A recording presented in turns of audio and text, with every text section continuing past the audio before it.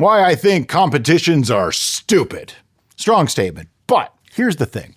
I was a photographer for a long, long time, and in the last several years that I was involved, I got into photographic competition. I'm going to use that as a corollary for brewing competition because it happens in all kinds of competition when it comes to an arbitrary or artistic type of topic. For example, in brewing competition, you make a brew, you send it off, and a judge has to judge that based off of the criteria that you give them. Meaning, like you say, this is a melomel, this is a metheglin, this is a traditional mead. They are going to judge it based off of that. Now, first off, let's look at who the judges are.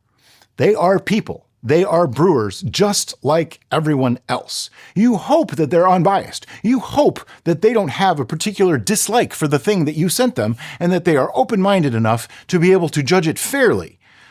Well, I was a photographic judge. I can tell you, bias is present. You can't eliminate it. You're going to like some things better than others, and that's just the way it is. So if you send in a brew that you absolutely love, that is actually great, you send it to 5 different competitions, you're going to get 5 different scores. Just like a photograph. I had a photograph that didn't even merit. What they call merit means getting an 80 or above score. Didn't even merit at the local level. Like nobody liked it. Actually, local level, it didn't even place. Like out of 10, it was like number 7 or 8. Didn't even place. At the state level, I think it got just a merit, like it was an 82 or something. At the national level, it was like a 99. It scored so stupid high that it was a major merit towards a master's in photography. So right there, 3 different levels, 3 different sets of judges, but all using the same criteria, supposedly. So that means if you are sending your stuff off to a competition because you want to learn how to make it better, I'm sorry, but you're probably not going to learn how to make it better unless you just really are new and know very little about what you're doing. Because even that judge that doesn't like it, he's going to give his critique or her critique. I'm sorry, I don't mean to just say his. They're going to give their critique of that beverage, and they're going to give it based off of their personal biases. That's vastly different than the next person that might be in the same room. So you might learn from that person, but what about the next person that might have a similar taste to you? Because here's what I'm leading up to. Competition doesn't make you better. It makes you better at playing a game. Once you start to think of competitions as a game, everything I'm saying is going to fall into place and make sense. Because here's something really interesting. I was a photographer, wedding photographer for many, many years before I got into competition. I didn't think I was a great photographer. I thought I was okay. I was pretty good with people, had a thriving business, made a lot of money as a wedding photographer. Okay. Moved to Florida, started all over again, and then got into competition.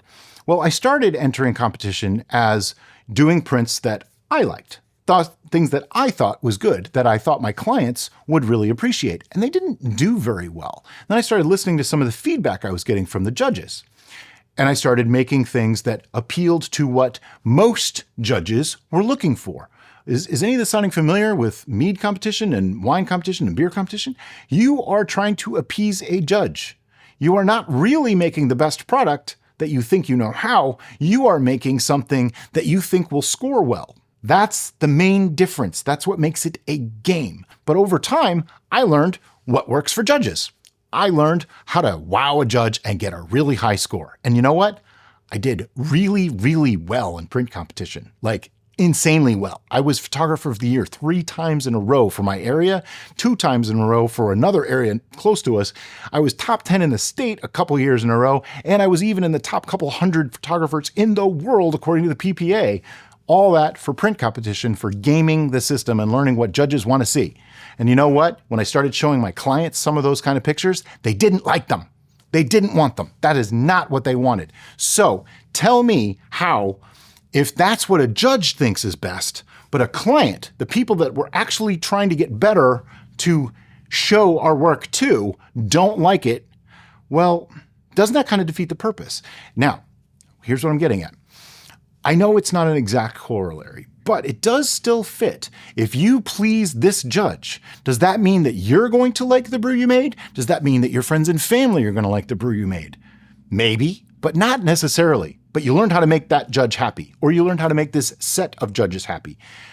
I don't think that's a great way to learn. I just really don't think so. I know a lot of people push competitions as this is the best way to learn how to improve your brews. No, it's the best way to learn what that judge likes. That's really what it is. It has almost nothing to do with you improving your skills, because all they're going to tell you is they're going to give you advice. But their advice is not based on knowing what you did. Their advice is only based on knowing what it tastes like now, which may or may not be indicative of the processes used. Hoping this is coming across to explain that learning is a multifaceted process. Learning from one person may help you. Learning just from the very narrow sight that judge has into your brew isn't necessarily the best way to learn. To me, the best way to learn is to do it. Just keep making more brews. The more you make, the more you taste, the more you realize what you did wrong. If something gets messed up, ask somebody that knows. Learn from that, learn from the mistake, rather than, oh, this got a 47 score. This got a 30. So that means the 47 is better, but I like the 30 better. Yeah, that happens a lot. People will like the lower score better than the higher score, because the higher score only appeased to those certain points that judge was looking for. The lower score maybe went to a different judge, and maybe they just had a bad day. Maybe they fought with their wife that morning. Maybe they don't like apricot mead, and that's what you submitted. That's the problem with these competitions. They're so biased, and you don't know what the biases are until it's already too late. Now, I'm speaking as someone who has never actually entered a mead or alcoholic competition in any way, but I've competed in a lot of different things, and I competed on a very high level for photography, so I can speak kind of fluently there, and the corollaries, it's just all there. It's the same thing, except maybe not even as organized. I don't really know how well vetted judges are. I mean, I've seen some competitions who they're using as judges are like their friends and people that they know, not necessarily even people who are qualified, like don't have any qualifications at all. Whereas in photography, even at the local level, you had to have some qualifications in order to be a judge. You had to earn a bit of experience and reputation before you could get there. There was actual milestones that you had to get. So in this, I think the quality of the competition is really down to the quality of the judges. And well, what if their judges really aren't that good? And what if the judge had a bad day? And what if, you just get a very biased judge who otherwise seems good? There's so many factors involved. And I've seen people quit the hobby because they got into brewing, wanted to enter some competitions, entered a few brews, and got back very critical reviews, not very high scores. So they quit because they didn't think that they were any good at it. And I think that's just bullshit. That's stupid. That is not a way to foster a hobby. A hobby is meant to be, you're doing it for you. The brewing hobby is not a competition. You are not there to please anybody but yourself and your friends and family. Because here's the thing, after the competition's over, that judge is not going to know who you are, and they're not going to have to drink your brew again. But you do.